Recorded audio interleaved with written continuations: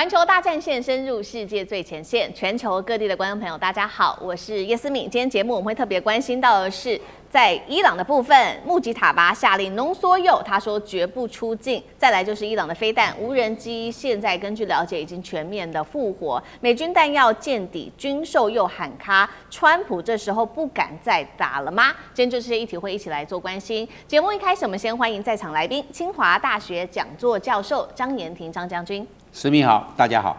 台大哲學系教授苑舉正老師，思敏好，各位觀眾朋友大家好。好，還有陸軍退役少將厲正傑將軍，思敏好，各位觀眾大家好。好，觀眾朋友記得先幫我們的節目按讚，並且在留言區寫下熱推。如果希望跟我們互動，跟我互動可以寫下思敏我在哪一個城市收看，那也請大家幫忙按下熱推鍵，如果有看到這個鍵的話。今天呢，節目我們要特別來關心3個火線話題，等一下請來賓特別幫我們做解答。先來看到有關於美軍戰力的部分，在這一場美伊戰事打到現在，美軍的戰斧飛彈已經發射了超過1000枚了，這是最新的一個數字統計。那麼薩德系統現在也消耗了大約最多呢，甚至達到了80%。愛國者飛彈的庫存現在也已經這個過半見底了，美軍真的還撐得住嗎？第二件事情是，沒有想到伊朗的最高領袖穆吉塔巴在此刻又再出來喊話了，怒嗆說濃縮鈾我們絕對不會送出去外面。同時呢，他也特別提到了這個伊朗的戰力的部分，現在無人機他說6個月內已經快速的回血了，飛彈庫存還有70%，地下的飛彈基地還有90%都已經正式的重啟。難道伊朗在為下一輪的反攻全面備戰嗎？最後一件事情，今天也會來關心到的是，美國現在喊說對台軍售的部分140億美元確定要暫停。另外一方面就是它的聯合空對地的飛彈庫存剩不到20%，還有42架軍機是戰損的，損失金額高達290億美元。所以川普現在說他要談判，是要止戰，還是為美國內部來做止血？今天就這些議題，我們都會來一起做關心。我們先來看到的是伊朗的最高領袖這來自於路透社的最新爆料，穆吉塔巴下令說濃縮鈾絕對不得運出國境。大家就在看說，穆吉塔巴你的底氣到底來自於哪裡呢？那麼西方媒體特別做了一個披露，整理的是 CNN 跟紐約時報2個媒體特別一起整理起來的這個數據顯示，伊朗的軍工體系因為正在快速的恢復，給了穆吉塔巴更多的底氣，包括在無人機的產能上，最快6個月內就會完全可以恢復。再來就是飛彈的庫存仍保有70%戰力，機動的發射車現在有70%正在正常的運作當中。再接下來包括了地下的飛彈基地，還有90%恢復運轉當中。也代表了一件事情，就是美國過去說要癱瘓伊朗，現在看起來根本就沒有做到這樣子的一個事情。來自於美國情報圈，現在更擔心的是，伊朗接下來會做的事情就是透過無人機海的戰術，恐怕是接下來他會打的這個戰術。那麼一旦戰事再起，以色列跟波灣都在伊朗的打擊範圍之內。另外，華府還有擔心的另外一件事情，就是來自於里海這一條線，有了來自於俄羅斯的各種武器上面的資源協助，包括俄羅斯現在正在透過里海這邊持續向伊朗輸送的物資，有無人機的零件、飛彈相關的材料，還有穀物、民生物資等等。而且這些里海是美國進不去的，原因是因為根據2018年的里海法律地位公約，美國的軍艦是不能進入到里海的。所以華府智庫這樣說，他說里海對於美國來說幾乎就像是不存在的黑洞。節目一開始特別要請教苑老師了。我們先來看到穆吉塔巴下令的這個濃縮鈾，他說絕對不會送到國外去。那麼伊朗是真的有足夠的底氣去喊這樣子的一個話嗎？再來就是里海的生命線對於伊朗的軍事能力有多大的提升？苑老師怎麼看？我覺得這裡頭的話呢，穆吉塔巴的個感覺上呢，就是從這句話裡面已經知道他的確是一個強硬派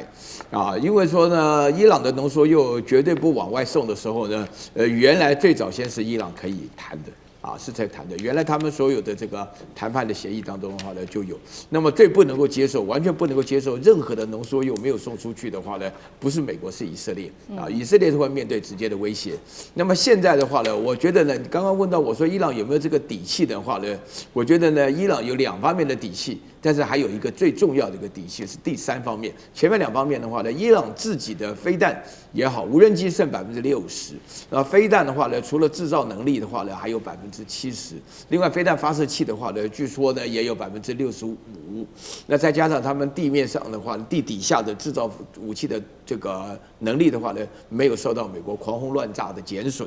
所以這是第一個。然後第2個的話呢，伊朗呢面對了這個霍爾木茲海峽的控制當中呢，會底下有這個袖珍潛艇，然後上面的話呢，影響到這個世界的經濟，也構成了一個談判的王牌啊。那麼這個的話呢也是非常重要，也導致說它的這個濃縮鈾的話呢，大家都知道嘛，伊朗本身要生存，經過這一次的攻擊以後呢，確實是把美國看穿了。然後這個第3個部分的話呢，就是裡海，大家要知道，伊朗長期來受到了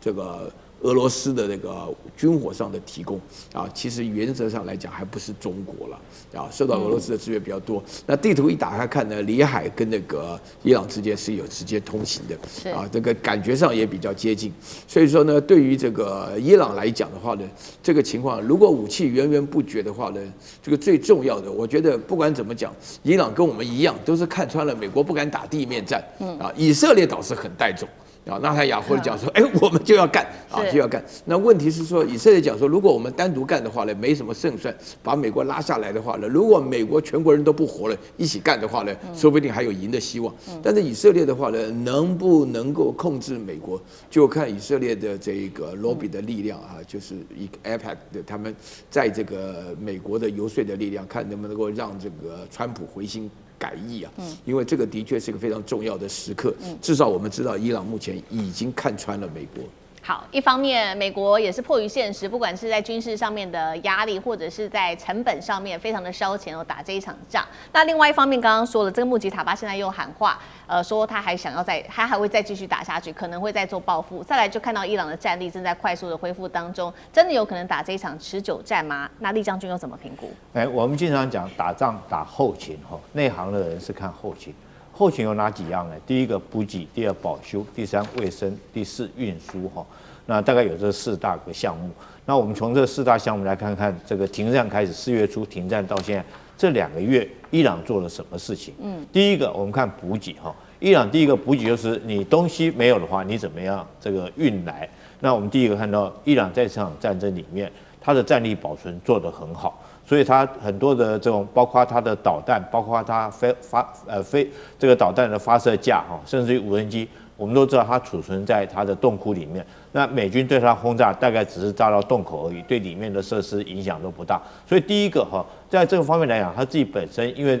在這個1個月的戰爭期間，它原來戰力保存得很好，所以損失的不大。第二個，我認為說是就我們剛剛講的，包括到俄羅斯可以透過裡海。對它利用這條運輸的路線，持續對它提供這個軍需的資源，當然包括到糧食的資源哈，因為補給裡面就包括糧食，我想說包括糧食，包括那油料是它自己本身都有的了哈。那彈藥來講的話，是不是俄羅斯從這個運用裡海可以提供給他？那中國在這方面到底有沒有幫忙？我們現在不敢講，中國是否認的。可是你知道有些東西是軍民兩用的物件，譬如說製造無人機所需要的晶片或者導彈所需要的這種零部件是軍民兩用的。那在這方面哈，伊朗有沒有可能借着民用的名義進口，然後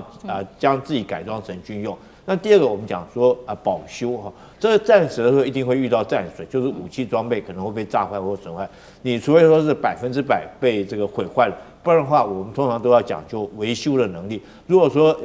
你就像是一輛戰車，如果說你有維修能力的話，它可能損失了20%，你很快維修完，它就是一輛可以這個作戰的工具。但是如果你沒有維修能力，就算是戰損，只是掉一個輪胎，你這個武器你就不能使用。但我相信伊朗自己本身來講的話，它因為長期被美國制裁跟封鎖，所以它自己有自己的軍工體系。我們看到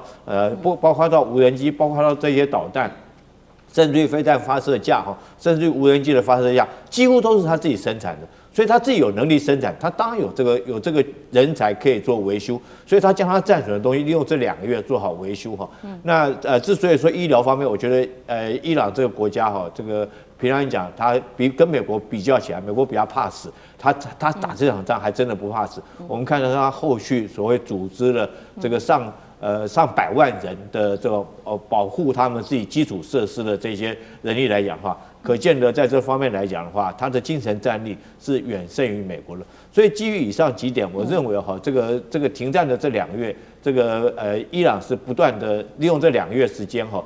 他不斷的不管是維修他自己的裝備啊，或者是生產他自己裝備，我覺得他现在又達到一定水準。可是反觀美國這2個月，我覺得可能川普在忙於其他事情，那美軍的彈藥不是這麼快就能夠生產得出來，他們都屬於高價值的這種高性能的武器，那絕對不是短時間能夠做得出來。所以在這個後勤方面，我覺得伊朗遠勝於美國。這也就是為什麼這個納坦雅胡現在非常擔心哈，怕美國抽腿不再打這場戰啊，美國也有可能極可能抽腿，因為他後續發現他的後勤能力比不過伊朗。好，剛剛將軍也特別幫我們提到說，確實現在美國的這些高價值的武器因為被快速的摧毀當中，對於美國來說造成了非常大的一個壓力。那我們也來看到到底有哪一些高價值的武器，這當中包含的就是這一些美軍的彈藥消耗的狀況，實在是非常的驚人。來看一下具體的數字，戰斧飛彈發射了超過了1000枚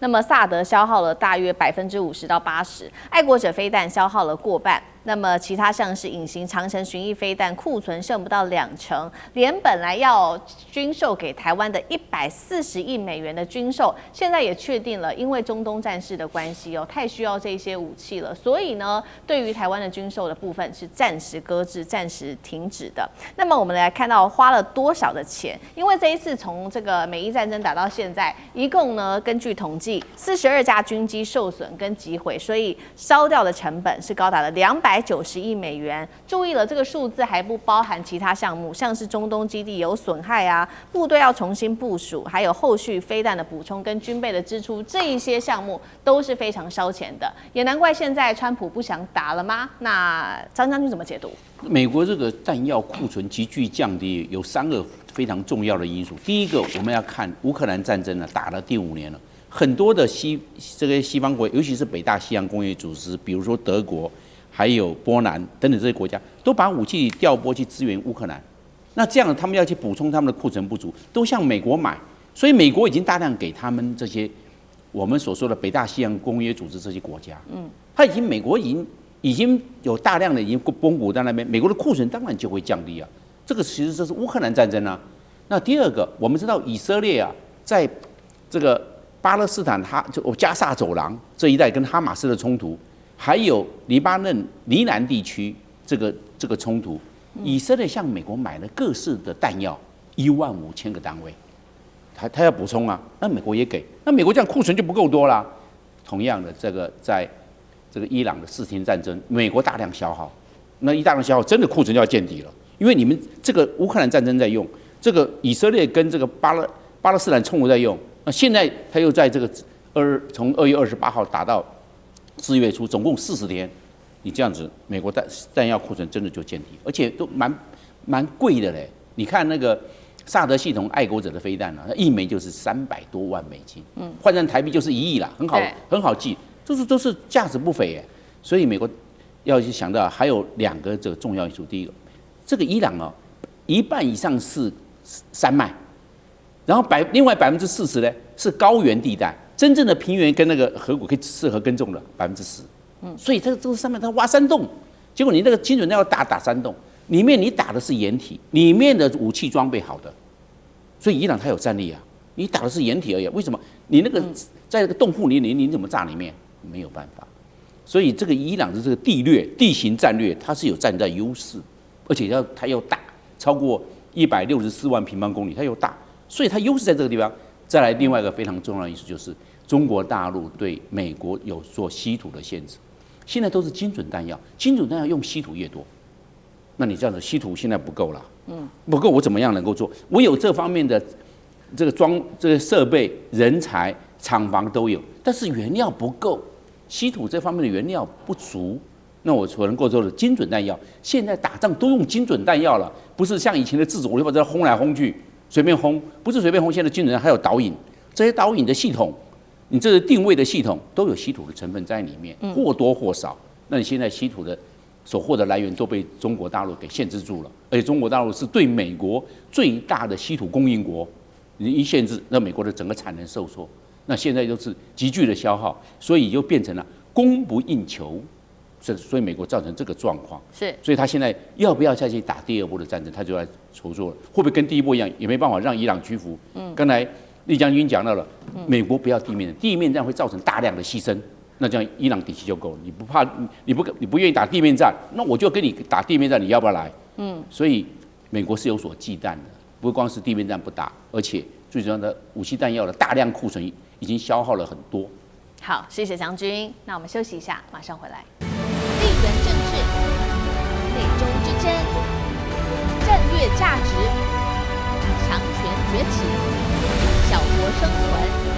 現在與未來，洞悉事件走向，掌握世界脈動，全球觀點，盡在環球大戰線。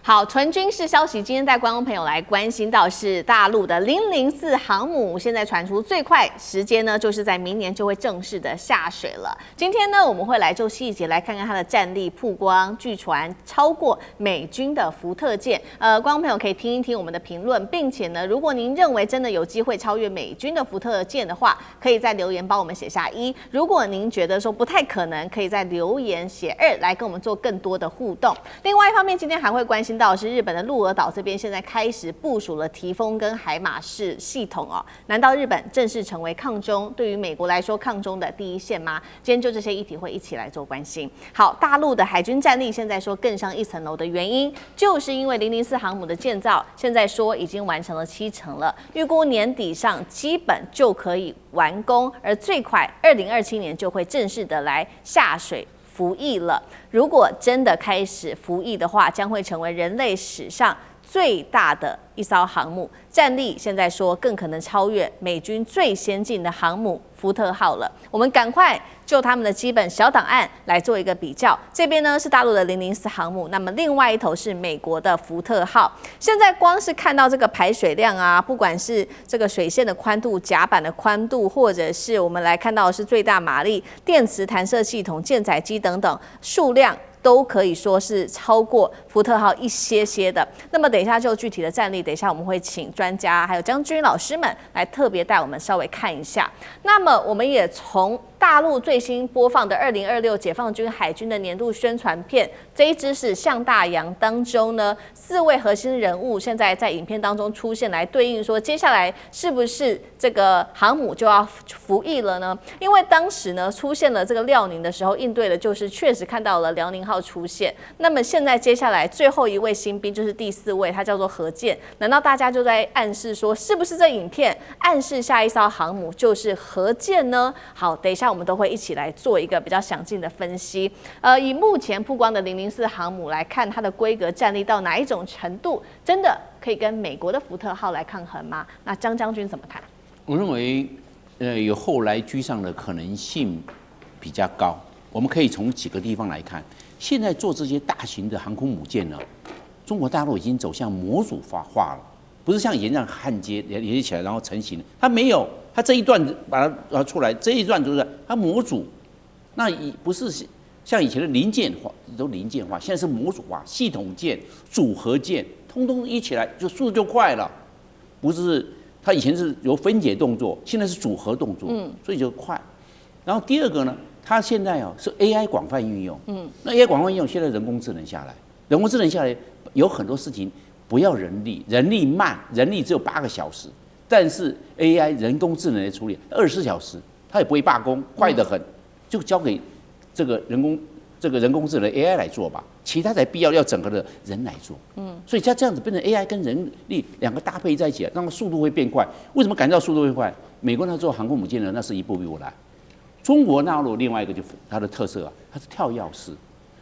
你看，尤其在彈射系統，美國是用蒸汽彈射，然後才電磁彈射。中國大陸我不要從來沒有一艘航空母艦是蒸汽彈射，直接電磁彈射了。而且美國是中壓交流電，中國大陸有中壓，因為交流會不穩定，會對系統的精準度是沒有那麼精確，我直接中壓直流，因為直流的它電力是供應速度是非常穩定的，對裝備是有幫助，然後可以調電流的強弱來做針對這個彈射系統的彈射飛機的重量所需求來做調配，又不一樣。所以中國大陸不是按部就班，它是跳躍式，直接就彎道超車，直接就不要了，其他就不要，直接要用最好的。第三個，我認為它就是它有前面3艘的經驗，有遼寧號，有山東號，有福建號，各方的艦通通整合在一起，就知道我要做的是什麼樣的航空母艦。這是我第4艘，那絕對是核動力。為什麼？因為核動力它的 power 才夠，電力才夠。如果是一般的柴電的這種傳統動力的話，它的發電量不夠，因為電子彈射要瞬間要那個，我們知道電壓要匯聚到它所需要的這個電壓量，那你這個柴電就會有這方面的限制，但是核電沒問題，而且核動力航空母艦是沒有里程限制，1萬公里、2万公里、3万公里都可以，因为它核動力啊，不用帶那麼多的油出去，它就變成為什麼飛機說要100架了？因為它整個油庫都不用了。一個遼寧號的軍艦要出去的話，那個油將近帶到，包括航空用油還有航海油，帶了將近要1萬公噸。你整個都因為整個要出去，這個都是燒油啊。那現在不用了，這些都省下來，只要帶航空用油給飛機加油就可以了。其他我是核子反應堆、核子反應爐，其他的空間通通省起來。那這樣我可說可以存放更多的飛機。那我這樣的話，是不是變成事半功倍？更一艘航空母艦可能就抵以前的1.5艘，是這個樣子，它戰力才增加了。是。那我知道中國大陸這種前瞻性，它有在這邊做思考，而且它又有經驗的匯聚，才會造成現在它這個造艦的速度，總感覺到一般人感覺到好像感覺到比較快，是這個原因在這個地方。好，我們現在看到這個004航母哦，相較於美國的福特號，非常有極大的可能可以後來居上。那另外一方面也有模組化的这種發展，讓它的造艦速度非常的快。當然，連美國軍方都自己承認說，已經對美國造成了嚴重的威脅。那川普另外一方面，他說他想要造這個川普艦嘛，他說呢，1年要造1艘。但是大家還記得嗎？他前陣子才撤換掉這一位是海軍的高層，因為他不滿說你這個造艦的速度太慢了。那這確實是美國現在內部很大的一個問題。那有沒有可能川普艦如川普所預期的每1年造1艘？那苑老師怎麼看？這個川普這個人呢，跟一般人想法不一樣。一般人的話呢是日新月異啊，力求進步。川普的話呢是力求退步啊，這個感覺不一樣啊。首先的話呢，我們這個軍人，雖然我沒當軍人哈，但是我們男孩子都喜歡看戰爭的歷史。大家都知道大和號跟武藏號是怎麼成的嘛，那就是戰艦嘛。戰艦為什麼成的？這大和號一出來的時候，那個航空母艦在上的那個艦載機噼里啪啦攻擊，而且打沉了啊！這個就是這個故事吧。我不太懂啊，但是我不曉得艦載艦在面對航空母艦還有什麼這樣的功能啊？這是第一個嘛。那另外的話呢，這個川普這個人呢，他是要錢財也要面子啊。那這個事情的話，什麼都要搞上什麼川普級啊？你說這個不是說這個船1艘而已啊，就整個這個級都叫川普。你說川普名字都在美國到處出現。現在你到紐約去看個藝術中心，原來是甘乃迪藝術中心，現在變成川普甘乃迪藝術中心。你現在的美國人拿到的護照，明年開始拿的護照，最後一頁，哇，川普好大個像，這感覺很不吉利，你知道嗎？啊，這很奇怪，就不喜歡這個人啊，你不能說他不認得總統啊，對不對？所以說，我覺得這是第二個問題。你這個船的話呢，通常你看大陸很好，取用地名來取嘛。對不對？就是什麼用省名，就是叫這個航母嘛，對不對？然後這個004要是哪個省，大家在爭取，那這個沒有牽涉到個人嘛。那現在川普級這個戰艦原來這個落後的概念。然後第三個的話呢，我是覺得說那個美國的航母等等，你剛剛做這個福特講的哈，那個電磁彈射的比較，這不是有沒有的問題，是管不管用的問題。那個川普本身的退步啊，就有一次發脾氣了，這個電磁彈射不行，要改為蒸汽彈射，但是他們覺得不敢講，為什麼？那蒸汽彈射老早就已經公司都倒閉了，要是美國沒有了，那你的艦載機不能彈射，那電池也不行啊，電池因為它的那個保障的那個牢靠率，那個 reliability 不行嘛，就是不可靠。那另外的話呢，就是要靠什麼呢？就要靠回到蒸汽彈射，蒸汽彈射有設備有沒有裝？所以我覺得福特艦本身一出來還沒出來，福特號好像就問題一大堆，對不對？所以說呢，這個大陸這邊的話呢，就是說在這個幾個步驟，這個航空母艦啦，配合無人機啦，配合超音速導彈啦，這個整個海上的力量是有計劃的。而且呢，我覺得最重要的，相較於川普目前的發展來講，大陸是追求進步的。軍事上的科技進步，人員上的進步，另外的話呢，設計裝備啊各方面的進步，對不對？004完了還有005啊，對不對？就是核能這個發展從遼寧到這個004就可以看得出來它進步的過程。好，剛剛我們比較的是這個中美之間在海上面的一個軍艦上面的競爭，那我們也同樣來看到的是，那有關於飛彈跟火箭系統哦，現在中美哦其實也在比拼當中，尤其是外傳呢，美國跟日本接下來會一起做更加大的合作，包括了6月份跟9月份會有不同場的大型聯合軍演，6月份這一場叫做勇敢之盾，那麼9月份這一場叫做東方之盾，美軍呢在另外一方面還計劃現在呢即將要在日本的鹿兒島這邊來部署提豐跟海馬式火箭系統，那帶觀眾朋友稍微了解一下，他們上面其實是可以裝，包括了提豐放的是戰斧巡弋飛彈，射程160公里，具備對海對地的多重能力打擊，海馬式射程約落在300公里，現在看起來都是對準中國大陸而來的。酈將軍怎麼看？那我先介紹一下什麼是提豐系統它是2种飛彈組合在一起，一個是戰斧型巡弋導彈這個戰斧型巡弋導彈射程大概1600公里，那它速度是亞音速的，它主要是攻擊形式的一種武器是。那另外還有一個叫做標準6型的，標準6型是防空飛彈，也就是說，如果說你要對這個系統攻擊的話，它也有自己保護自己的能力，所以這套系統是有攻有守。那它強在什麼地方？它可以很快速的機動變換陣地，就是說我如果這邊發射完以後，我可以迅速變換陣地，讓你找不到我位置啊，沒辦法对我實施反擊。這是提豐系統。那第二個我們講海馬式系統，海馬式系統通常有2種的這種彈藥，第一種就是火箭彈，它如果說裝那種火箭沒有導引的火箭，可以一次發射6枚，齊射可以6枚一起發射出去，但是它同時也可以。發射美國的陸軍中程戰術導彈它射程就到300公里，可以說這2種武器，不管是提豐或者是海馬式，都屬於攻勢武器，就是它是可以攻擊的。那美軍這是很明顯的它這個其實不只是6月份的勇敢之盾，9月份的東方之盾，事實上我們這個月初，他在跟菲律賓也搞一個肩並肩的軍演。肩並肩軍演地點就是在呂宋島，就是巴士海峽的南端那個位置，所發射的武器也是海馬式，也在這個地方部署提豐系統。所以這一連串你看下來，很明顯的就是在借着第一島鏈想要封鎖住中國的海軍，讓他不要出第一島鏈。那這很明顯的美國這個舉動跟中國我們剛剛前一段這個張將軍跟苑老師所講的這個。大陸它這個準備建造最大的航母這個004航母來講的話，中國在發展海權，那美國急於將中國的海權堵在第一島鏈之內。那我們來看一下這2者有沒有可能如果說真的是一旦發生軍事上的衝突，到底誰有機會獲勝？這個美國可不可以如願將借着這幾次在日本跟在菲律賓部署這些飛彈系統，可不可以有效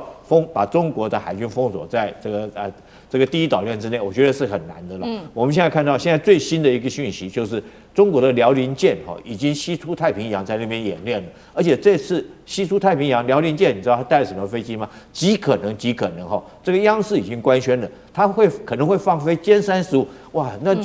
就是一件大事哦。遼寧艦我們都原來以為它是殲15戰機的，結果這次出去它官宣，它用一個問號。但是我想說，既然是央視，就一定是板上釘釘的事情。那你想想看，遼寧艦都可以放飛歼35，那後續來講的話，004航母如果成軍然後在這種狀況之下。我覺得美國會在這邊跟日本搞這個演習，真的是急了他急於將中國封鎖在第一島鏈，因為如果說中國以後我們不管是004航母，它是核動力的，西出太平洋，西出第一島鏈之後，就像是龍入大海一樣，你就根本就擋不住。你知道中國除了004航母之外，它還發展什麼武器嗎？最新的一個訊息，大家都注意到航母，但是知不知道，中國现在正在建造一艘更大、全世界最大的一艘的这个奶媽級的補給艦，有6萬噸級，等於跟航空母艦一樣大了。遼寧號也不過是6萬噸，它造的補給艦已經到6萬噸，有這個6萬噸的航空這個補給艦。那我想對整個，它就不是對004航母實施補給而已，它對整個艦隊都可以實施補給。那你想想看，如果說有004核子動力的航母，再加上有這種6萬噸級的補給艦然後如果說到了出了太平洋，我覺得這個美國根本就擋不住。所以你想借着這個武器系統部署在從日本一直部署到這個菲律賓，想要堵在第一島鏈之內，我覺得這個東西是是一句根本就是不可能的任務了。因為中國也勢必要西出太平洋，因為一個國家它如果說要強大的話，它可能要確保它自己海運的安全嘛。我們看到，不管是在第一島鏈或者南海，甚至於它未來如果說有核動力，有6萬噸級的核子這個補給線，它可能甚至於到印度洋去的可能性都很大。所以美國想要在這邊部署這些這個武器系統，我覺得要擋住中國的發展，確實是不可能的事情。好，謝謝酈將軍。那我們休息一下，馬上回来。地缘政治、美中之爭、戰略價值、強權崛起、小國生存，現在與未來洞悉事件走向，掌握世界脈動，全球觀點，盡在環球大戰線。趕快來看到的是川普狂炒哦，在第一季而已，單第一季狂炒了3700筆的交易，在股票交易啊，震驚了各界。那麼另外，我們今天也會來關心到是 AI 的量子股，在一天之內狂飆33%。一邊我們看到白宮正在炒熱，川普的團隊等等都在炒熱這個股市的氣氛，似乎都在做多。但另外一頭，這個華爾街的人士可緊張了。我們現在看到股神巴菲特轟呢，美股已經成為賭場了。那麼投資巨擘羅傑斯也喊說：“趕快清空美股吧，實在是太危險了。”到底是怎麼一回事？華爾街市井下一場金融風暴正在倒數當中，真的會引爆嗎？今天就這些議題，我們會一起來做關心。好，我們要趕快來看到是川普做的這個財產申報文件震撼了華爾街，因為光是第一季，這個竟然是狂掃了超過3700筆的股票交易，金額最高達了7.5億美元。什麼意思呢？就是說他一天下單了60筆，引爆了是不是有內線的這個爭議。那麼現在來看到說，川普呢，他買這些股票都買哪一些呢？賣了哪一些？買了哪一些？現在來看到是傳統大型科技股，他把它賣掉了之後呢，他轉進的是在半導體相關，還有 AI 跟這些跟軟體有關的概念股，所以呢，這邊列出來說，他買了蘋果啊、甲骨文啊、Meta 啊這個軟體股，還有微軟、亞馬遜等等。再來就是剛剛特別提到的量子股，竟然是在一天之內暴漲了33%。根據了解，川普團隊可能會入股。一邊川普團隊持續的做多股市，另外一頭這個華爾街人士啊，卻拉起了金融警報。股神巴菲特是這樣說的。他罕見的重話警告，現在的股市已經變成賭場了。他認為說，美元在今年2026年就會逐漸的失去價值。他也特別強調了說，一旦貨幣失去信心，一個國家將會徹底的轉變。再來看到股神巴菲特在這個他買的股票上面做了什麼樣子的一個轉變呢？他一向都非常支持這種比較穩定的股票。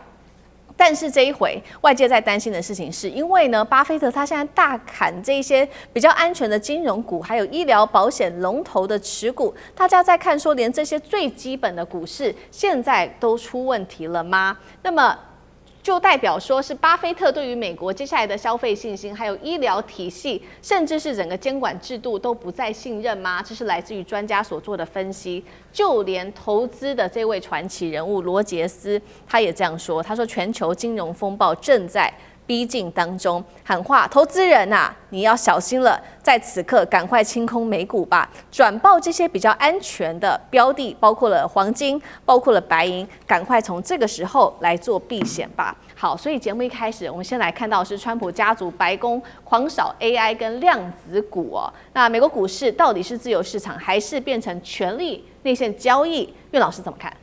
我覺得這個問題啊，我前陣子剛聽到，就是說川普在短短的1年內從事於3700筆的交易的時候，那時候范斯在跑出來講說，川普不可能在辦公室每天都下單炒股票什麼的。啊，那麼現在看到，如果說他自己財產申報的過程中，下單了3700筆的話呢，那麼這個確實是一個非常嚴重的問題。這個嚴重的問題的話呢，其實我對於這個市場的那個裡面的理念的話呢，稍微了解一點。我覺得它的嚴重會出現3個方面的。那個第一個的話呢，就是我們國內有個媒體人啊，就會講是說，川普的 taco 的時間，Taco 就是說是 Taco 大轉彎法家灣的時候，都是選擇禮拜三啊。禮拜三之前的時候呢，在這之前呢，就前一陣子有關於原油的價格，就有人下空單。那一旦 Taco 以後呢，就表示說美國跟伊朗的環境不打仗了，緩和了，那油價就下跌，然後這個人就馬上賣空啊，油價下跌就賣空賺了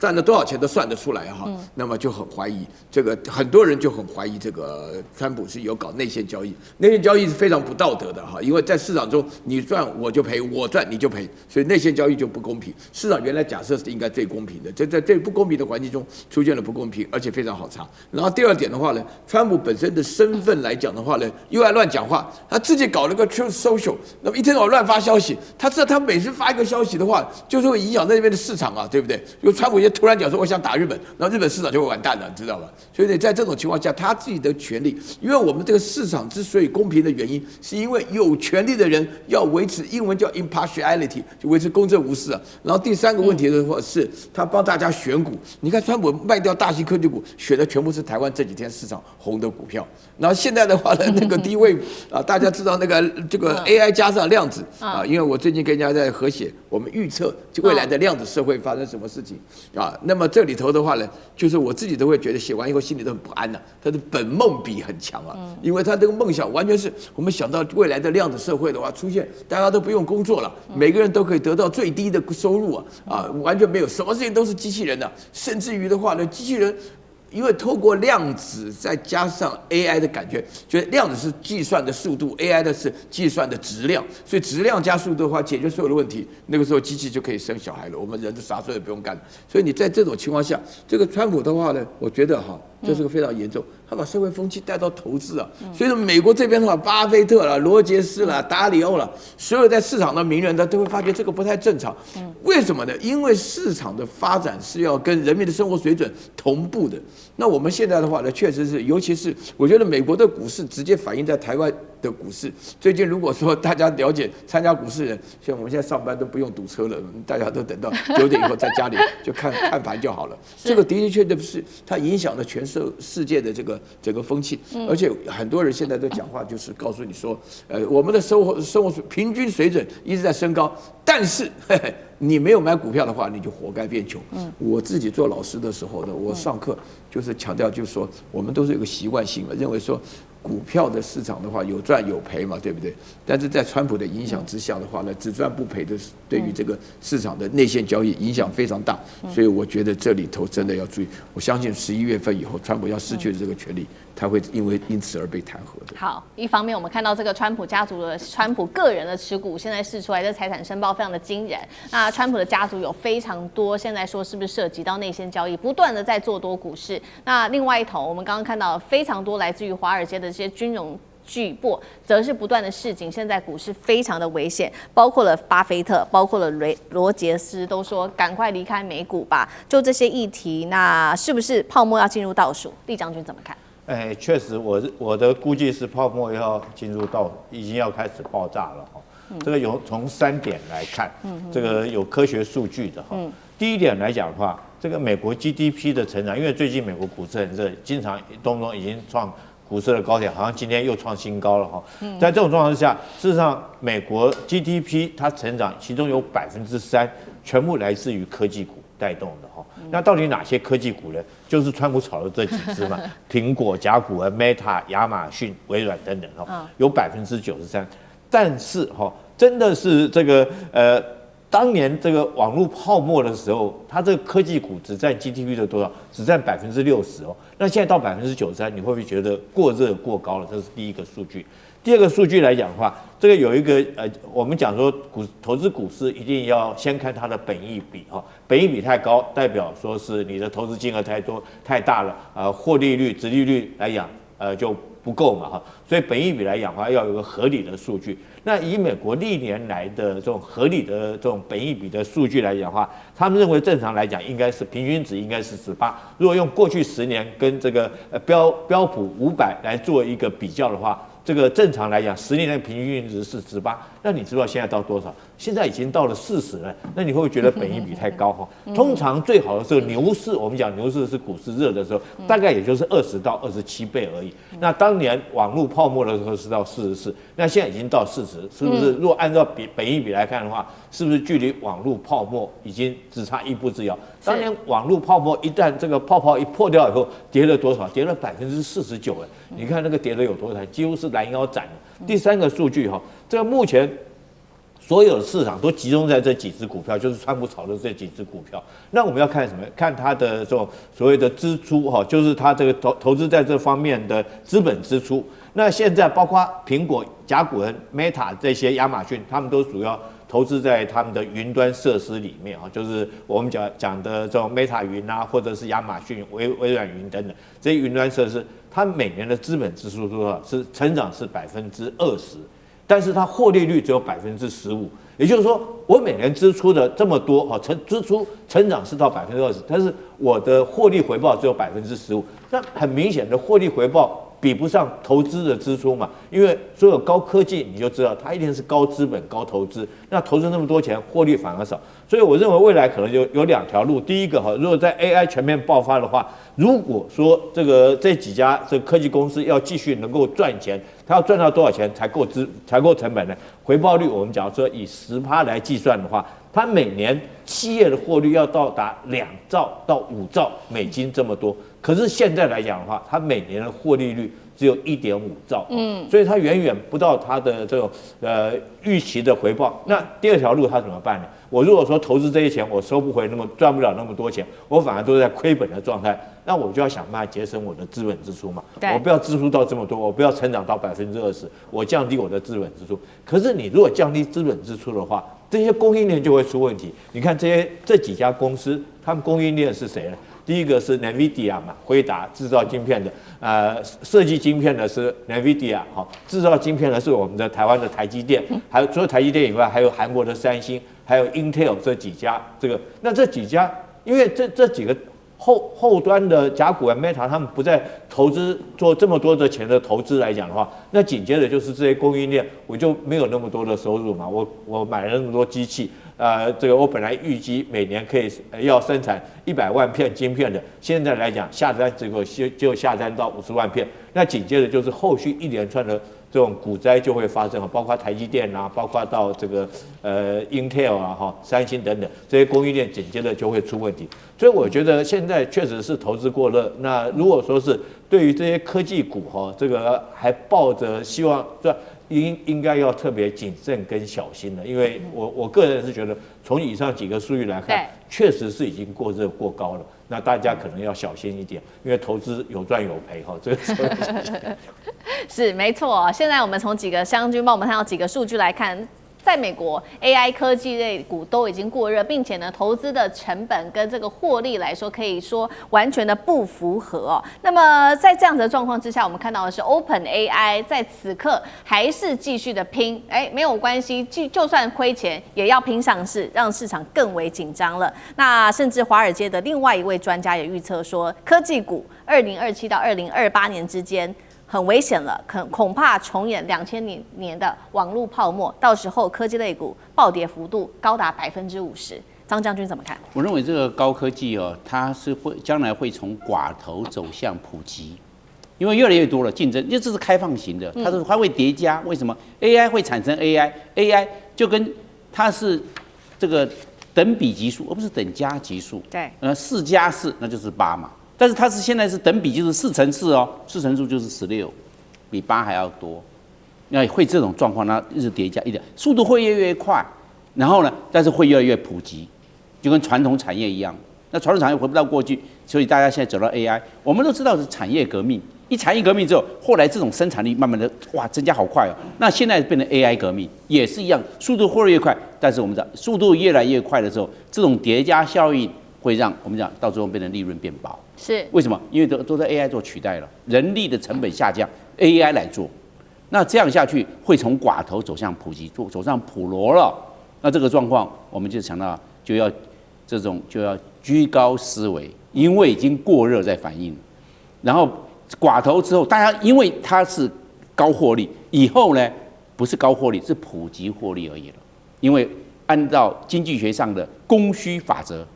你的需求永遠是那麼大，但是你的供應獲利越来越多，為什麼？大家都想做，大家都想賺錢，結果就變成真的是普及化了。一普及化，你還有那種寡頭寡占還有甚至獨占的這個市場的利益嗎？沒有了，不復了。這個狀況只是，所以現在是過熱啊，這是一段時間。等到過熱完畢之後啊，他們這個利率就是整個獲利就要下降了。所以我要認為，目前來看是已經脫離基本面了，也脫離了供需的經濟學法則。那這樣的話，我認為要居高思維，要很謹慎小心。好，謝謝張將軍。那我們休息一下，馬上回来。地缘政治、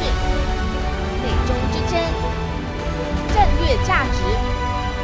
強權崛起、小國生存，現在與未來洞悉事件走向，掌握世界脈動，全球觀點盡在環球大戰線。科技消息，趕快來看到的是艾斯摩爾帶頭公開，終於要倒戈了，怒嗆美國的封鎖，只會養大中國大陸的科技產業。另外一方面，今天會來看到的是這一間科技公司中微，現在打進了3奈米製程，華為逼退了輝達，殺出血路。今天就這些議題會一起來做關心。我們看到美國跟中國大陸打這一場科技戰，一路的封鎖許多大陸的科技哦，包括從華為開始，還封鎖了 EUV、DUV， 讓中國大陸拿不到。那麼最新消息呢？美國國會現在準備推出的這個是硬體技術控制多邊協同法案，意思就是說，不只是美國對於中國會有所限制，要求呢，美國的盟友啊，你對於中國出口也要更多的加緊管制這個出口。那麼歐洲國家現在這個半導體巨擘呢，他就率先說他不服氣了。他是誰呢？就是艾斯摩爾了。荷蘭政府的部分，我们來看到，向美國正式的提出了抗議。艾斯摩爾在此刻開始意識到了，就是因為你美國親手不斷的限制中國大陸，甚至要求艾斯摩爾禁止出售自己的光刻機給大陸，造成大陸現在是這個競爭對手啊，正在不斷的壯大當中。我們來看到艾斯摩爾的高層怎麼說。首先是執行長傅凱，他說，用沙漠求生來比喻，美國越封鎖，中國大陸就會不斷的加速自己的研發，開墾出自己的菜園，都只是時間問題而已。前艾斯摩爾的技術長馬丁也直接說了，5年之內，大陸就會成為艾斯摩爾最強勁的競爭對手。那麼這樣子的一個狀況之下，你還要繼續對大陸做封鎖措施嗎？確實，我們來看到大陸近年來的變化，是整條供應鏈是在加速成型當中的。今天特別來看到了這一位重要人物，他是中國大陸的蝕刻機之父尹志堯公開發話，他說：“我們已經有能力做全球最先進的設備了。”他的底氣來自於哪裡呢？我們要來看到，他現在已經正式的切入到3奈米到5奈米的節點，這是來自於他的蝕刻設備哦，打入最先進的3奈米、5奈米了。他也說呢，中芯國際也直接跟我們下單了，一買就是採購800台的這個設備。我們來看到低溫的蝕刻設計的技術有哪一些重大的突破？主要就是它可以一直做層層的堆疊，最多呢是達到400層，那麼提升的是3D 的 NAND 堆疊的作用，在低溫零下20度以下可以做施行。這項技術本來是美國跟日本所擁有的技術，現在大陸等於是突破了。那因此，美國也開始在想說，過去對於大陸的種種限制到底有沒有做對？所以節目一開始，我們先來看到美國越封鎖，是不是加速了大陸半導體的全條鏈的形成呢？荷蘭接下來會怎麼做呢？真的會配合美國嗎？還是會走出自己的一條路？苑老師怎麼看？這個大家看得非常清楚啊，就是美國政府裡頭制定政策的人啊，是違反這個自由交易的原則。然而這些實際上從事這些技術的人啊，包含這個黃仁勳啊，或者說是蘇姿豐啦，或是這個傅凱啊，這些這個艾斯摩爾的這個 CEO 的話，他們是覺得說這個技術啊，就是要強調是屬於這個自由流通的原則。那我剛剛稍微跟大家強調一下，這個傅凱啊，他也就是艾斯摩爾的 CEO 啊，他講了什麼話呢？他講說在目前為止啊，有關於這個光刻機啊，不管是 DUV 或者 EUV 啊，那當然是荷蘭最高級的是 EUV， 還有更先進的。那麼他們目前的話呢，所製造出來的芯片的話，是這個求大於供啊，就是說是大家需求量非常大，所以说现在这個是一個擴張領土、佔據你的影響力的機會啊。那包含黃仁勳的 NVIDIA 的話呢，它的這個生態叫 CUDA， 也是希望借這個機會讓大家能夠習慣於用他們的產品，就像我們現在用的那個 Microsoft 的電腦裡面的軟體是一樣道理。是。那但是他講的第二點的話呢，就是說我們這個荷蘭的 ASML 的利潤非常豐厚啊。所以說，該能賺錢的時候，這個做生意人心裡都非常明白，能賺錢的時候不賺，那麼等到以後沒機會了，你再努力也沒有用了。所以這裡面基本上牽涉到兩種經營的觀念不同。但是第三點的話呢，這個富凱他講的觀念是這樣子，他說呢，如果你現在不賣比較好的機器給中國的話呢，那就等於是說把他們送到沙漠去，然後不給他們任何食物的時候。你要記住，他們一定會想辦法創造出或是耕出自己的食物來的時候，他們一定要這樣做，因為那是生存問題。他講了這個生存問題，所以這裡面的話，我跟大家說補充一下。所以我覺得富凱講這個問題的話，大家會覺得很奇怪。現在做這種半導體科技、做芯片、做晶片的，大部分都是長我們這種臉，荷蘭是唯一的例外哦。對，美國也是我們這種臉啊，你做 AI 的更是我們這種臉。所以在這種情況下的話呢，就是因為是我們這種臉。所以你看看那個中國的這個光刻機之父以至堯，也就是我們這種臉。你認為中國做不出來嗎？這個是哲學的問題啊。就是說我們人做科技，科技不是發明啊，科技是發現。發現什麼？發現自然的規律。發現自然的規律以後呢，經過了積體電路的集結，讓它變成能夠使得自然會屬於我們的控制之下。你只是發現規律，只有上帝能發明。所以你在這種情況下，假以時日，終必有成。所以黃仁勳講到說，哇，我們現在在市場上已經是，如果我們不賣給中國，那中國的華為就馬上取代我們。那你現在看到中興啦，然後中微啊，什麼都陸陸續續出來了。我給你坦白講，最多3到5年全部都出來了，不用了，也不用你麻煩了。对，確實哦，如艾斯摩爾的這個前技術長特別講了，就是5年之內，就是中國大陸會成為艾斯摩爾最大的競爭對手。也就是說，中國大陸接下來有辦法來自己建立自主的半導體相關供應鏈嗎？那酈將軍怎麼看這些評論？美國國會已經大幅的刪減對中國這個晶片設施裝備的一個禁運的清單了。為什麼美國會突然說是開放，然後刪除掉禁運的清單呢？就是很多的技術中國自己本身做出來，其中有一個最明顯的就是低溫蝕刻的這個技術，對，中國自己已經可以做得出來。那在這種狀況下，美國國會說我在對你實施禁運清單已經毫無意義了。那這個美國其實從一開始他發現中國也有機會，有這個能力發展晶片以後。我們知道，他說採取的就是小院高牆的策略嘛。我從幾件事情，從時間序來跟各位觀眾做一個報告。在2018年的時候，中國那時候為了發展自己的晶片，知道中芯國際為了買做出這個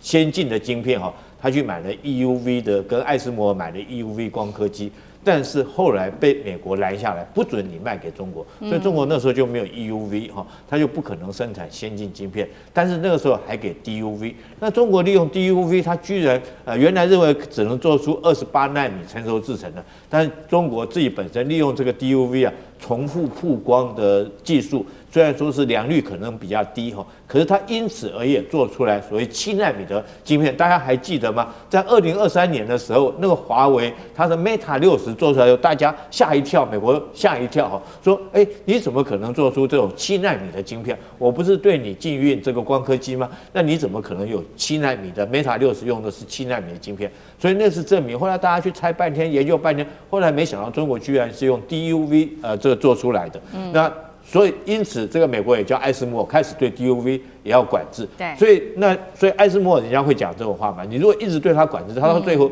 你就逼着他自己做出他自己的晶片出來。所以因此我們看到在2020年的時候，這個中微就是這一家這個中微這一家，中微可以比照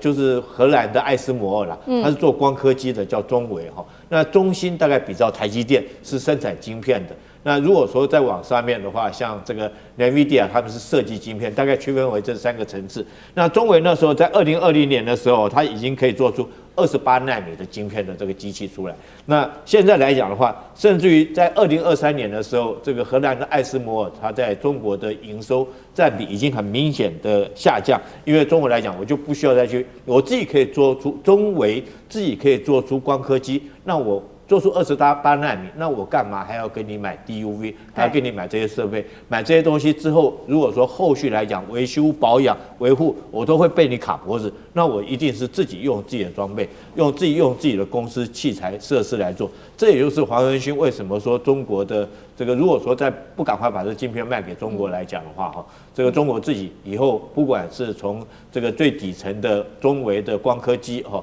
這中芯國際的製造光片，甚至於更高層的設計晶片，甚至於 DeepSeek， 它都可以做出自己的 AI 系統出來。所以說黃仁勳才會這麼着急。好，確實哦，在美國的這個封鎖之下，我們看到艾斯摩爾這一次成為了一個受害者，所以自己呢，包括執行長跟前技術長都特別出來喊話，就是他們的設備賣不出去，反倒幫助大陸加速做這個設備哦。那另外一方面，其實呢，另外一個受害的廠商，就是往更上游走了，就是晶片設計廠商，它是輝達。黃仁勳現在呢，乾脆也不演了，直接坦承中國市場，乾脆我們就是全部拱手讓人了，全部讓給華為吧，甚至公開就稱讚說華為非常的強，而且呢，他直接說了，今年華為會迎來非常非凡的一年。超微執行長蘇姿豐一樣的，在半導體晶片設計廠商，他也說，不再期待最先進的晶片能夠進入中國大陸的市場了，代表如黃仁勳說的嗎？接下來 AI 市場會完全的全權都交給華為了嗎？等於說黃仁勳完全放棄了嗎？那張將軍怎麼看？我認為這個要從2個方面來看，因為中國大陸為什麼有這個底氣、有這個實力，從2方面。第一個，我們看論文發表數，我們論文發表數，中國大陸在2025年論文發表數總共是15萬篇，在國際期刊呢，不是你在國內的，這個具有這個學術地位的，這個被引用率